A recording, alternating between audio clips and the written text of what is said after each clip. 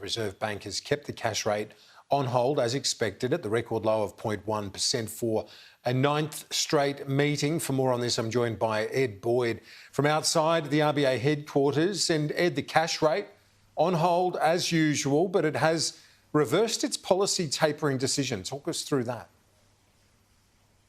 Yeah, an interesting decision today from the Reserve Bank of Australia. 10 out of 16 economists were expecting the RBA to delay its tapering decision. That's basically providing economic support to Australia's economy.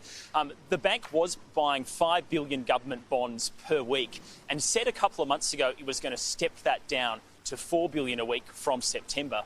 Well, today the bank has announced that it is going to continue buying bonds at that $4 billion a week, as it said a couple of months ago, from this month until February 2022. So there was a lot of speculation that the bank was going to keep the economic support going at a higher rate going into the new year. It's decided against doing that. It's going to keep economic support at $4 billion a week, which is quantitative easing, buying government bonds, and that's going to go until February 2022 at least. So the bank did say it may need to continue that support depending on how the economy is recovering from this Delta outbreak that is being dealt with really across Australia at the moment, Kieran. And Ed, what did the bank say about the broader state of the economy?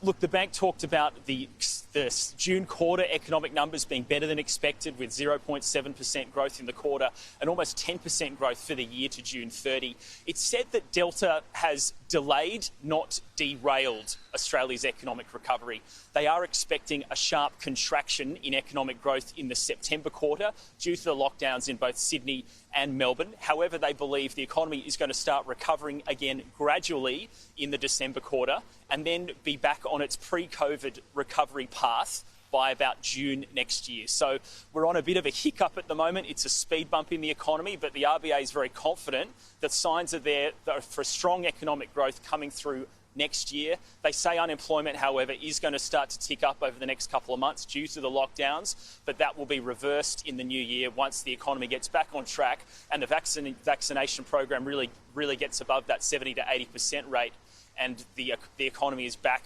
recovering again. So we've got a bit of a speed bump to get through, but the RBA is confident economic growth is going to continue next year and be strong.